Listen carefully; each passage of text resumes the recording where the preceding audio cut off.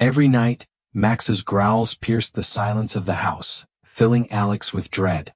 The golden retriever, once so gentle, now stood at Alex's door, eyes fixed on the shadows, his growls growing more intense with each passing night. Alex, who had always felt safe with Max by his side, now lay awake in fear, unable to understand why the dog seemed so afraid. His parents, Carol and James, tried to reassure him, but they too felt an unsettling presence in the air. They checked the house for intruders but found nothing. The growls, however, persisted, and they soon realized Max wasn't just protecting Alex from an outside threat.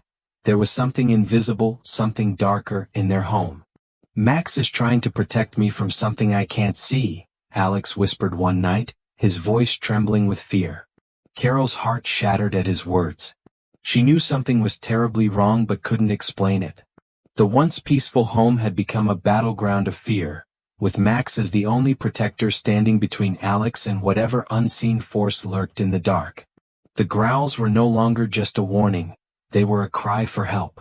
It was a crisp autumn morning when the Collins family pulled up to their new home in the peaceful suburban neighborhood. Their car, filled with boxes and furniture, came to a halt in front of a charming house that looked like it belonged in a picture book. The large oak tree in the front yard stood tall, its golden leaves fluttering in the wind, while the house itself radiated warmth and promise.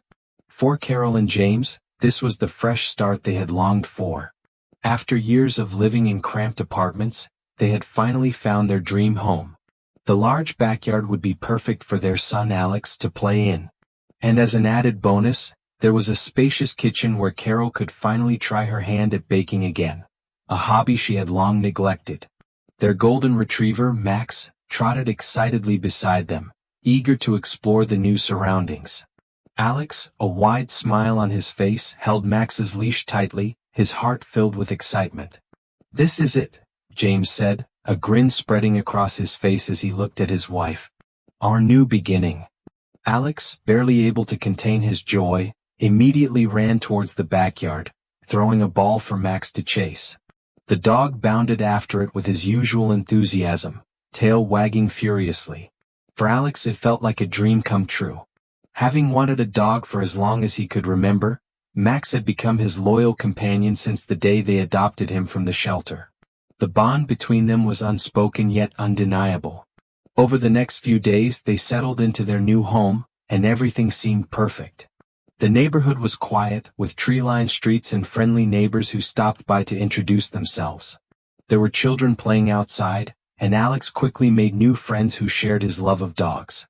The atmosphere was calm and comforting, and the Collins family couldn't have asked for a better place to call home. But as the days turned into weeks, strange things began to happen. Each night, as the sun dipped below the horizon, the tranquility of the house would be shattered by an eerie sound, a deep, guttural growl that seemed to echo from the very walls. At first, Carol and James thought it was just their imagination, or perhaps the wind rustling through the trees outside. But as the growls continued, they couldn't shake the feeling that something wasn't quite right. It started slowly. The first night, they dismissed it as Max simply being restless in the new environment. Perhaps he was adjusting to his new surroundings, or maybe there was some strange noise outside that disturbed him. But the following night it happened again. And the night after that. Max's growls grew louder, more intense, and more persistent with each passing night. Carol had always known Max to be a calm, gentle dog, loyal and loving. He had never once shown aggression towards anyone, not even when strangers came to the door. But now something was different. Each time the clock struck midnight, Max would position himself by Alex's bedroom door, staring intently at it, his body stiff and his hackles raised. He would growl fiercely, his low, rumbling voice reverberating through the hallway. At times he would pace back and forth as though someone, was just beyond the door waiting to be let in. At first it was a soft growl. Then it became more insistent, like a warning. And as the growling continued, Alex became more and more frightened. He would huddle under his blanket, eyes wide with fear, trying to ignore the sound. But it was impossible.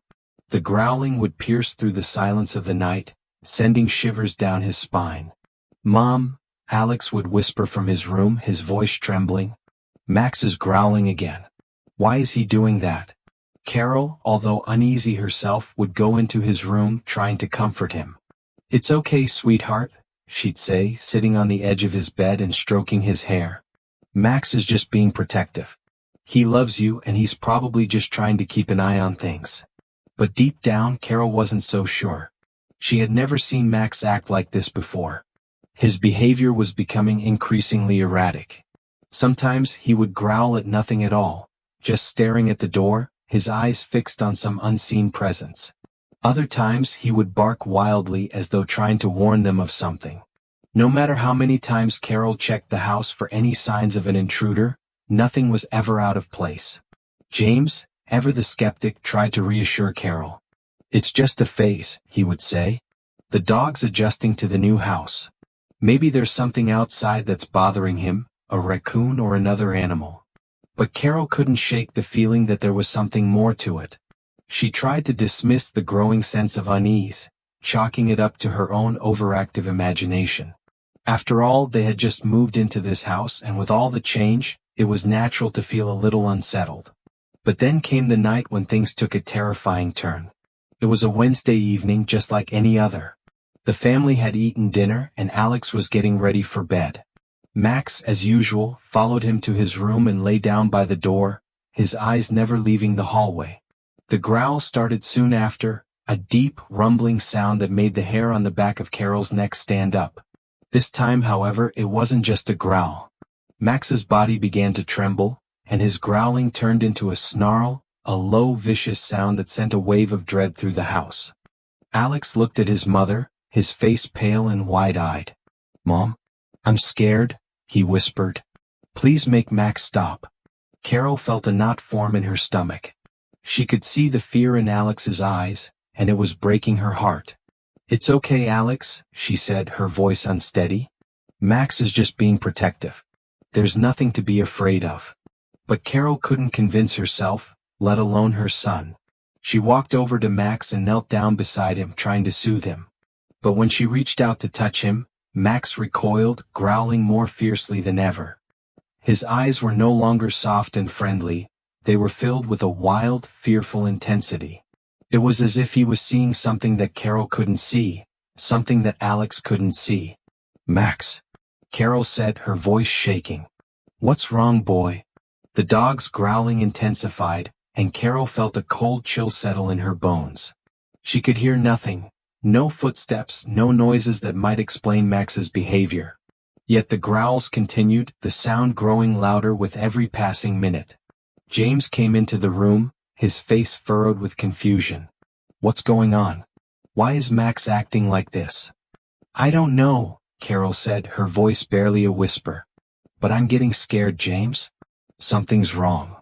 Max's growl stopped suddenly, as if he had heard something that Carol and James couldn't. He stood still, his body tense and his head turned toward the door as if waiting for something. Carol, feeling an overwhelming sense of dread, turned to Alex. He was trembling, his small hands clutching the blanket tightly. "Max won't stop growling, Mom," Alex said, his voice barely audible. "He doesn't like what's in my room. I think he's trying to protect me." Carol and James exchanged a troubled glance. It was clear that Alex was terrified and they didn't know how to help him. Carol hugged her son tightly, trying to calm him, but inside she felt the same unease that had been creeping over her for weeks.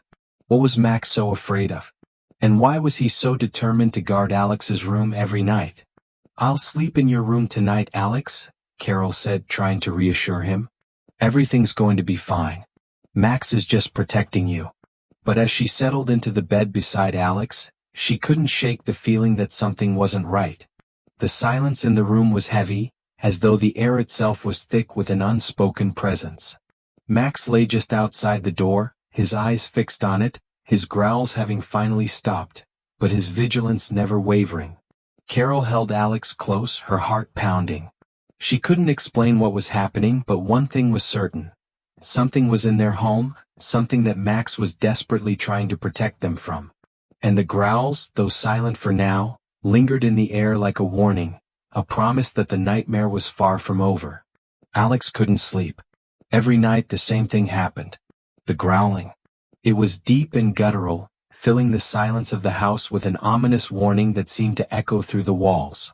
His room, which should have been his sanctuary, had become a place of fear and unease. The growls came from the hallway just outside his door, as though Max was watching over him, protecting him from something. But no matter how hard Alex tried, he couldn't see what Max was guarding him against. The growling started at night, usually around midnight, and would last for hours. It wasn't just a single growl. It was a constant, low rumbling, as though Max was trying to warn someone, or something, that it was no longer welcome. Max had never behaved like this before. The dog, usually so full of life, so playful and loving, had become a shadow of himself. His eyes were wide and filled with fear. His body was stiff, tense, as though he was on alert for something no one else could see. Alex clutched his blanket tighter each night, his small heart racing. He would lie in bed, staring at the door, waiting for the growling to stop, but it never did. It felt like a cold hand gripping his chest, squeezing tighter with every passing second. Sometimes he would pull the covers over his head, trying to block out the sound, but it only seemed to make things worse. The growling would grow louder, more frantic, as though Max could sense his fear. It had been like this for weeks, and Alex couldn't take it anymore.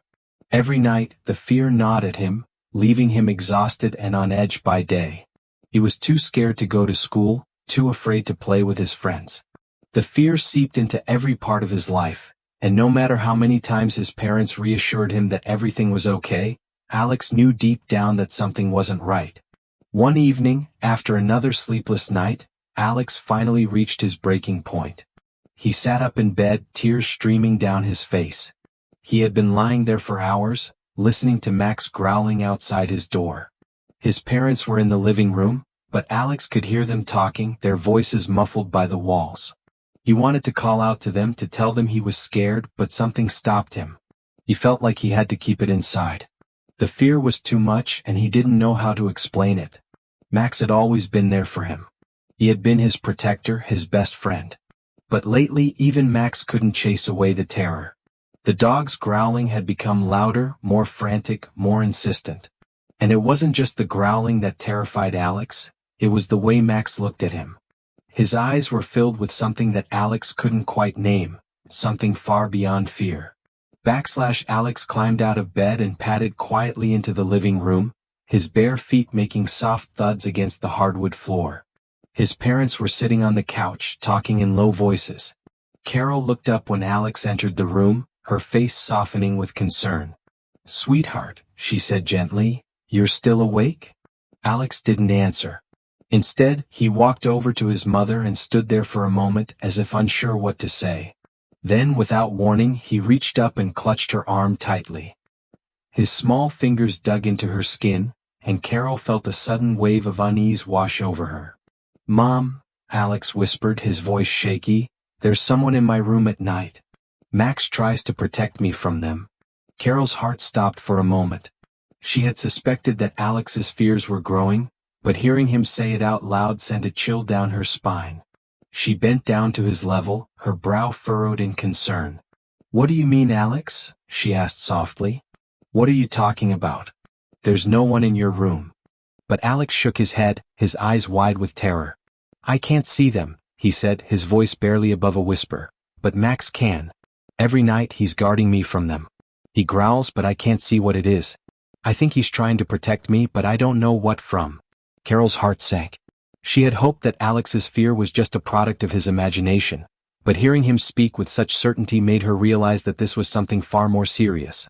She had always known Alex to be sensitive, but he wasn't one to make up stories, especially not when it came to something like this. James, who had been sitting on the couch beside Carol, stood up and walked over to Alex, placing a hand on his shoulder. "Alex, listen," he said in a calm voice, "there's nothing to be afraid of.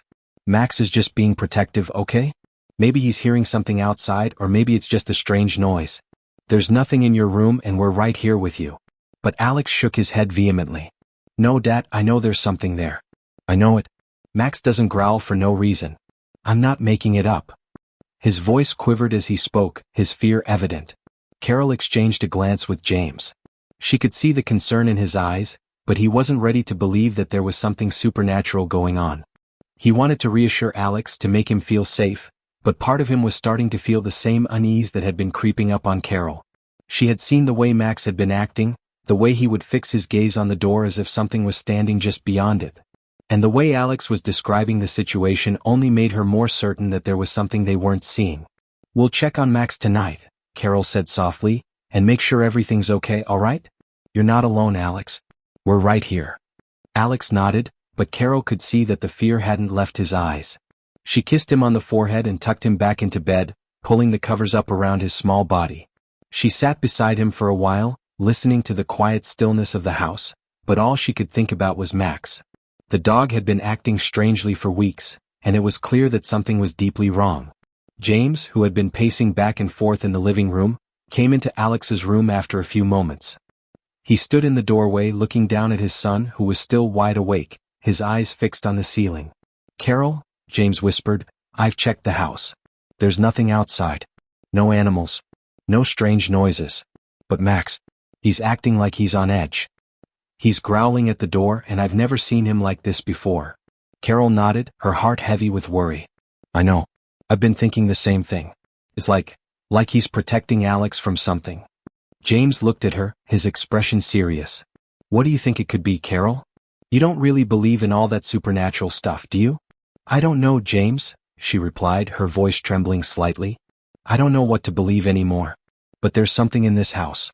And it's not just Max." James sighed, rubbing his temples. "I think we need to take a step back. We need to find a logical explanation for all this. Maybe we should talk to a vet about Max's behavior. Dogs can get stressed out in new environments." Carol nodded, but her gut told her something different. Max wasn't just stressed. There was something more to his growling, something far more unsettling than she could explain. That night, as Alex drifted into an uneasy sleep, Carol and James sat in the living room, discussing what to do next. The growls from Max had stopped for the moment, but they both knew it wouldn't be long before they started again. Carol glanced over at the clock. It was just after midnight. She stood up and walked over to the window, looking out into the dark, quiet night. Something was out there, something that Max had been trying to warn them about. But what could it be? And why was it focusing on Alex? Her thoughts were interrupted by a soft sound, a low, guttural growl coming from the hallway. Her blood ran cold. It was the same sound. The same deep, menacing growl that had haunted their nights for weeks. Max was at it again. Without a word, Carol hurried down the hallway, her footsteps silent against the floor. As she approached Alex's door, the growl grew louder, more intense. She hesitated for a moment, then pushed the door open, her heart racing. Max stood at the foot of Alex's bed, his eyes fixed on the door, his body rigid with tension. He was growling, but this time, it was even more frantic, as though he was trying to warn them of something. Carol reached out to Max, trying to calm him, but the dog's growls only increased in volume, his gaze never wavering from the door. And that's when she saw it, something in the shadows just beyond the doorway. Her heart skipped a beat. There was something there. Something that Max could see but she couldn't. And that's when she knew, with a certainty that chilled her to the bone, that the nightmare had only just begun. The air in the Collins household had grown thick with tension. Every day felt like a battle against the growing fear that seemed to loom over them like a dark cloud. Carol and James could no longer pretend that everything was normal. Their son Alex was terrified. Max, the once playful golden retriever, had become a shadow of his former self, agitated, restless, and seemingly guarding something in the house that no one else could see. The growls continued, loud and persistent, and each night, Carol felt more and more helpless. They had tried everything. They'd checked for animals outside, they'd examined the house, and they'd even taken Max to the vet to rule out any medical issues. But nothing explained his behavior. Nothing explained Alex's fear. The growls were more than just a dog's anxiety, they were a warning. But a warning of what? Finally, after weeks of sleepless nights and mounting dread, Carol and James decided that it was time to take action. It was time to find out exactly what was happening in their home. One evening, after tucking Alex into bed and giving him a reassuring kiss on the forehead, Carol and James made their way to the living room. They had decided to set up a camera in Alex's room, hoping to capture whatever was disturbing their son each night. It wasn't an easy decision. They had never considered turning to technology to solve their problems, but desperation had a way of pushing people to the edge. "We need to know what's really happening," James said, his voice tight with frustration as he set up the camera. We can't keep going on like this not knowing. We need to see what Max is guarding against. Carol nodded, her thoughts a whirlpool of anxiety. She felt like they were crossing a line, invading the privacy of their own son's room. But she couldn't deny the nagging feeling in her gut that this was the only way forward. Once the camera was in place and the video feed was set up on their laptop, they both sat down in the living room, waiting for the night to unfold. Carol's mind raced with the endless possibilities. What if they didn't see anything? What if it was just Max's behavior, a result of stress or anxiety? Could they truly be dealing with something supernatural? The clock struck midnight. Max, as expected, was already stationed by Alex's door, his body stiff, his ears perked as though he were listening for something. The growling began, low at first, a warning rumble that reverberated through the walls. Carol watched, her eyes glued to the screen, her heart pounding in her chest. But then something changed. Max's growls grew louder, more intense. His body trembled with a fear that mirrored Alex's, as though he was trying to protect the boy from something unseen. Carol held her breath as she watched the footage, feeling a cold chill creeping up her spine. The tension in the room was suffocating. And then it appeared. A shadow, faint at first, began to take shape in the corner of Alex's room. It was darker than the night itself, moving slowly and silently, like a predator stalking its prey. Carol's breath caught in her throat. She watched in horror as the figure seemed to float just above the floor, its form indistinct and yet unmistakably present. It hovered near Alex's bed, its presence so chilling that even Max seemed to stiffen, his growls growing more frantic. The shadow was impossibly dark, swallowing the light in the room. It wasn't like a person or an animal, there was no definition, no shape that she could comprehend.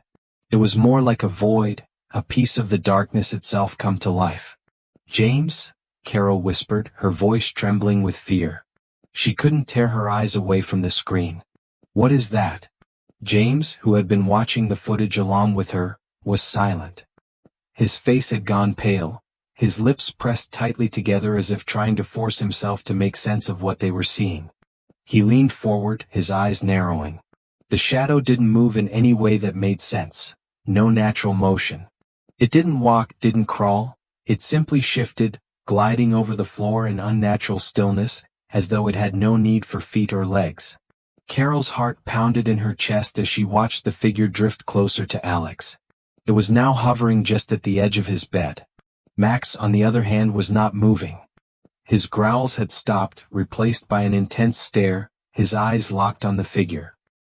He looked as though he were trying to warn it off, but it was clear that the figure was unfazed by Max's presence. The dog could do nothing to stop it. The room was filled with an eerie silence that made the blood in Carol's veins run cold.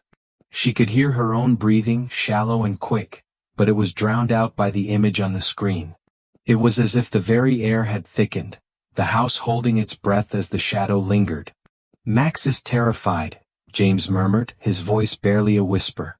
His eyes were wide, locked on the screen. What is this?" "I don't know," Carol whispered back, her voice strained with panic. "But it's in Alex's room. It's right there with him." The shadow, after what felt like an eternity, finally seemed to dissipate. It wasn't a sudden disappearance like a person leaving a room. No, it simply melted away, fading into the darkness as though it had never been there. The chill in the room seemed to lift, but the fear it left behind lingered, thick and suffocating. The footage continued to run. After a few moments of stillness, Max finally relaxed, his body lowering slightly as the tension ebbed from his form. It was as though the danger had passed, though Carol couldn't shake the feeling that whatever had been there was still close by. She watched the screen as the minutes ticked by, waiting for anything else to happen. But nothing did. The room remained still.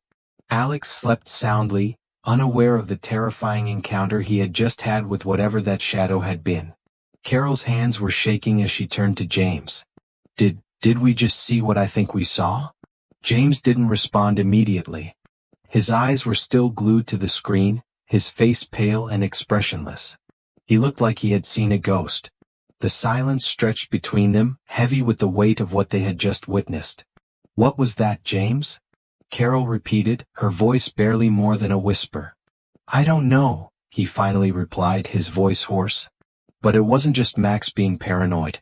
It wasn't just him acting weird. That thing, whatever it was in Alex's room. And Max knew it was there. He was guarding him from it.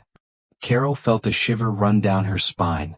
The shadow they had seen on the screen had been more than just a figment of imagination. It had been real, there in Alex's room, in the dark corner of his room, watching him while he slept. But why? What was it? And why had it chosen to appear to Max and not to them? Suddenly, Carol felt a deep sense of urgency. This wasn't just about a dog acting strange. This was something far more sinister, and it was connected to Alex. Max wasn't guarding him from a mundane threat. He was protecting him from something that only the dog could see. Something that wanted Alex. Without a word, Carol jumped up from her seat and rushed down the hallway toward Alex's room. James followed her, his footsteps heavy with dread. They both reached the door to Alex's room at the same time, but Carol hesitated before opening it. She wanted to protect her son, but what if that thing was still there? What if it hadn't gone away? Carol, James said softly, his hand on her arm. Maybe we should think about this. Maybe we should. But Carol didn't hear him. She pushed the door open slowly, her breath caught in her throat. She stood there for a moment, frozen in the doorway, scanning the room for any signs of movement. The room was still calm. The air felt cold, but there was no shadow in sight. Alex was fast asleep, his small body curled up in his bed, unaware of the terror that had unfolded in his room just minutes before. Max lay next to him, his body close, but his eyes were open and he was still on edge. He had seen something and now he was watching over Alex, ever vigilant. Carol breathed a sigh of relief, but the fear still lingered. She turned to James, who was standing just behind her, and nodded slowly. "We need to figure out what's going on," she said, her voice trembling. "And we need to do it fast." James nodded, his face grim. "I don't know what that thing was, Carol, but it's clear that Max isn't just guarding Alex from normal threats. He's guarding him from something else. Something we don't understand." Carol closed the door quietly behind her, the image of the shadow still fresh in her mind. The growls, the fear, and now this, whatever had appeared in Alex's room had made its presence known. And she wasn't sure how much longer Max would be able to keep it away. The discovery, though horrifying, had only deepened the mystery. And now there was no turning back. The days that followed the haunting footage were some of the darkest that Carol and James had ever endured. The unsettling discovery in Alex's room had shattered any sense of security they had left. They no longer saw their home as a sanctuary, it had become a place of unknown terror. The shadow that had appeared in the corner of Alex's room was still fresh in their minds, and the constant growling from Max had only worsened. What had once been a beloved family pet had now become the sole protector in the face of an invisible, malevolent force that neither Carol nor James could understand. Desperate for answers, Carol and James knew they couldn't tackle this alone. They needed help. They needed someone who understood what they were dealing with, someone who could shed light on the mystery that had taken hold of their home. After a tense discussion that lasted long into the night, Carol made the call. The next afternoon, a man named Dean Thompson arrived at their doorstep. He was a paranormal investigator with years of experience in dealing with the supernatural. Carol had found him through a local online forum dedicated to strange occurrences and unexplained phenomena. His reputation had been built on helping families who had been affected by things they could not explain. "Good afternoon," Dean said, offering a warm smile as he stepped inside, carrying a heavy backpack full of equipment. "I'm here to help. I know this is difficult, but we'll get to the bottom of it." Carol led him into the living room where James was sitting, looking tense and exhausted. He gave a quick nod as Dean set his bag down and began unloading his gear. There were cameras, EMF detectors, sound recorders, and other tools meant to measure energy in the environment. Carol had read about such things before, but seeing it all in person made her stomach turn. "Let's start with what we know," Dean said, sitting down with the couple. He looked calm, but Carol could sense the gravity in his tone. He had clearly dealt with situations like this before. "You've seen the footage, I assume?" Carol nodded, her eyes downcast. "Yes. My husband and I watched it together. The shadow, the growling, It was all too real. Dean listened intently, his eyes scanning their faces as they spoke. He could see their anxiety, their fear, but there was also something else. A sense of determination to understand what was happening in their home. "I know this is hard to process," Dean said softly. "But I've seen situations like this before, and I believe I may know what's going on here. This house, your home, has a history. A history that's been left buried, until now." Carol's heart skipped a beat. She and James had never considered that their beautiful new home could have any dark history. The house was a dream come true for their family, a place to start fresh. But what if that dream had been built on something sinister? "What do you mean, a history?" James asked, his voice laced with skepticism. "The house was built recently. How could it have any history?" Dean's expression darkened slightly, and he leaned forward. "The house may be new, but the land it sits on has a much darker past. Years ago, a family lived here, a family that had a young daughter, Sarah. She was about Alex's age. Her life ended tragically, under mysterious circumstances. Some say it was an accident, others say it was no accident at all." Carol's breath caught in her throat. The name Sarah had sent a shiver through her spine. "What happened to her?" she asked, her voice barely above a whisper. Dean hesitated for a moment before answering. "There are conflicting stories. Some say that Sarah drowned in the nearby creek. Others believe she was the victim of something far darker. Whatever the truth, her death left a scar on this house. People who lived here afterward reported strange occurrences, things they couldn't explain. Cold spots, objects moving on their own, whispers in the night. But the most chilling part is that no one ever truly left this house, especially Sarah. Some believe her spirit never left." James and Carol exchanged uneasy glances. The thought of a restless spirit lingering in their home was almost too much to bear. Could it be true? Was this really happening? Was this spirit the reason Max had been so protective of Alex? "Wait a second," Carol said, trying to grasp what Dean was saying. "You're saying that Sarah's spirit is still here? And that Max is reacting to her?" Dean nodded. "Yes. It's not uncommon for animals, especially dogs, to sense spirits or energies that humans cannot. Max may not fully understand what he's reacting to, but he senses something in the house. He's trying to protect Alex from that presence. The growling, the way he guards the door, it's his way of warning Alex that something is here." "But why Alex?" James asked, his voice tinged with disbelief. "Why is Max protecting him?" Dean paused, as if considering the question carefully. "It's likely that Sarah is drawn to Alex. There may be an emotional connection. Children are often more sensitive to the paranormal than adults. Their minds are open, unclouded by skepticism. Sarah may see a kindred spirit in Alex, or perhaps she's confused. She's still tethered to this world, and she's reaching out for something or someone. Max senses that, and he's trying to keep Alex safe." The weight of Dean's words hung in the air like a heavy fog. Carol felt a cold chill creep over her, as though the house itself had heard the conversation and was responding with a tremor. Max, lying in the corner of the room, raised his head, his eyes alert but calm. As if on cue, the dog stood up and walked over to Carol, placing his head gently on her lap. His presence, so comforting and familiar, made her feel a little less afraid. But the fear was still there. "How do we get rid of her?" Carol asked, her voice breaking. She couldn't bear the thought of this spirit lingering in their home any longer, especially not with Alex so vulnerable. Dean sighed and ran a hand through his hair. "It's not an easy answer. The best approach is to help Sarah move on. Spirits like hers often linger because they have unfinished business, or they're too attached to the world they left behind. There are various rituals, methods of communication, but they all require a lot of care and respect. We can try an exorcism, but we must be careful. It's not something to take lightly." Carol felt a lump form in her throat. "Will it work?" she asked, her voice trembling. Dean met her gaze, his expression grave.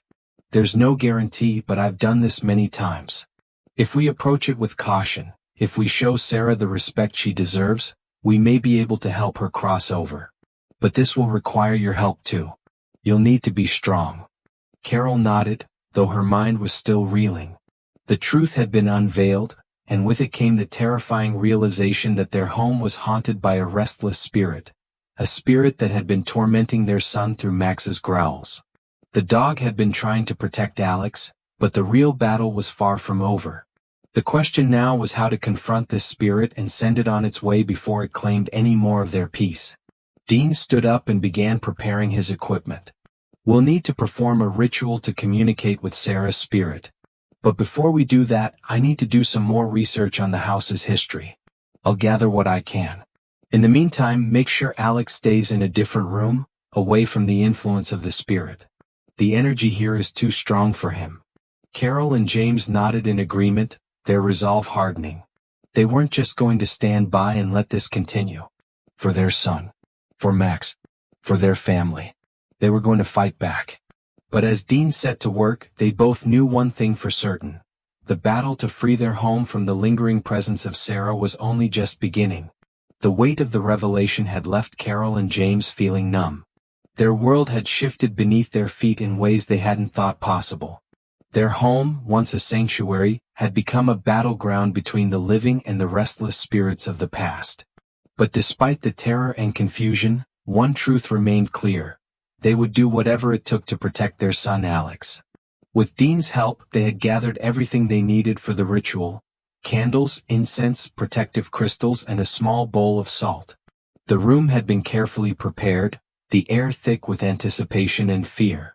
Carol felt the weight of the moment on her shoulders.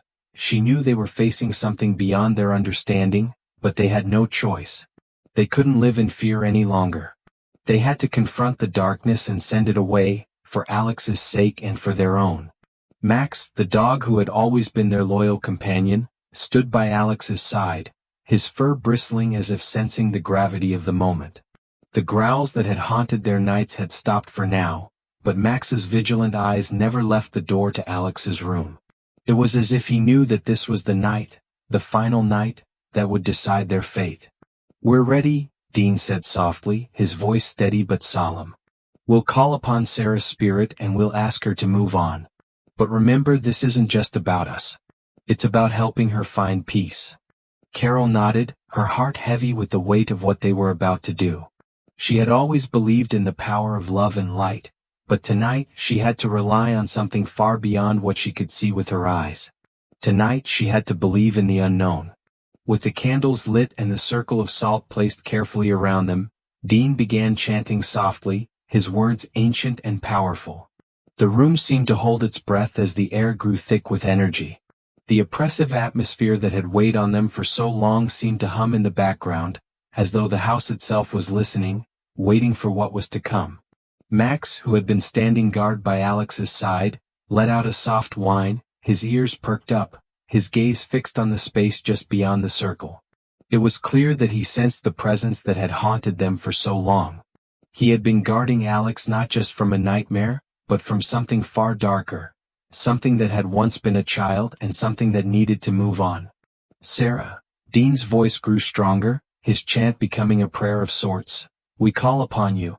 We ask you to find peace. Your pain has kept you tethered here, but it's time to go. Let go of the past and move on."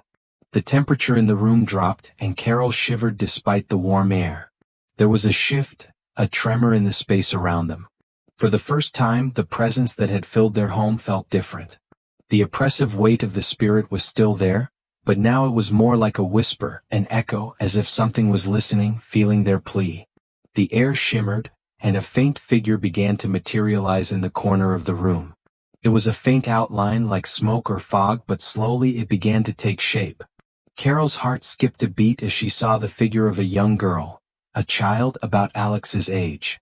She had dark, curly hair and a pale face, her eyes wide and searching, filled with confusion and sadness. Max stepped forward, his body tense but calm. He let out a soft growl, not aggressive this time but protective. He was watching over Alex, just as he had done every night since they had moved into the house. But now there was a different energy in the room. Max's growls were gentler, more like a reassurance. Carol's breath caught in her throat as she looked at the spirit. The girl's presence was not threatening, but there was a deep sorrow in her eyes, a sorrow that seemed to reflect the pain of an untimely death, a life cut short. Carol could feel it, the weight of the girl's grief, as if she were reaching out for something, for someone. "Sarah," Carol whispered, her voice trembling. "We know you're here. We know you've been trapped, lost in pain. But it's time. You don't have to stay here anymore. You can move on." The figure seemed to flicker, like a candle flame caught in the wind. For a moment, it looked as though Sarah might disappear, but she lingered, still tethered to the world of the living. The sadness in her eyes deepened, and for the first time, Carol felt an overwhelming urge to comfort her, to help her understand that it was okay to leave the pain behind. "We're here to help you," Carol continued, her voice steadying as she spoke. "You're not alone. You don't have to stay here. You can go into the light, into peace." Dean's chanting continued, his words echoing through the room. The circle of protection around them seemed to pulse with a warm, golden light, and slowly the room began to shift. The oppressive darkness that had once filled every corner of the house began to fade, retreating into the corners as if it was losing its hold on the world. Max moved forward, sitting quietly by Alex's side. His eyes were locked on the spirit, and for the first time, Carol saw a softness in the dog's expression. His protective stance seemed to be shifting, no longer one of defense but of acceptance. Max's growls had become gentle, like a lullaby, as if urging Sarah to take the final step toward peace. Sarah's figure flickered again, and then, with a final, soft shimmer, she seemed to dissolve into the air. The room felt lighter, as though a great weight had been lifted from the house. The chill that had settled in the corners of the room faded, leaving only warmth and calm. The silence that followed was deafening. Carol and James sat frozen, unsure of what to say or how to react. The ritual was complete, but had it worked? Had they truly helped Sarah move on? Max lay down beside Alex, resting his head on the bed, his eyes soft and content. His tail, which had been stiff with tension, now gave a small, relaxed wag. For the first time in weeks, the dog seemed at peace. I think it's over," Carol whispered, a tear slipping down her cheek. She didn't know whether to feel relieved or mournful for the spirit of the girl who had been trapped for so long. But in that moment, she knew that Sarah had found what she had been looking for, peace. By morning the house was still. The oppressive energy that had lingered for so long was gone, replaced by a calm, serene stillness. Alex slept soundly, the nightmares that had haunted him fading into the past. For the first time in what felt like an eternity, the house was quiet. Max lay beside Alex, his body relaxed, his breathing steady. Carol and James stood in the doorway, gazing at their son and the dog who had kept him safe through it all. Their hearts were filled with gratitude, a deep love for the loyal companion who had stood guard when they couldn't. Max had been their protector, their guardian against an unknown terror. And now, with Sarah's spirit at peace, the house was theirs once again. "We did it," James said softly, his arm around Carol. "We're finally free." Carol nodded, tears welling in her eyes. "Yes. And we'll never forget what Max did for us. He protected Alex. He gave us the courage to face what we couldn't see. He was our hero." As they looked at Max, they knew that their family had been changed forever, not just by the terrifying events they had faced, but by the love and loyalty of a dog who had given everything to keep them safe. The darkness had been lifted, and in its place was peace, a peace they would cherish forever. And as they stood together, looking at their son and the dog who had saved him, they realized one thing above all else. The true power of love, courage, and protection could come from the most unexpected places, even from a dog who had once growled at the unknown in the night. The nightmare was over. The house was at peace, and they were finally free.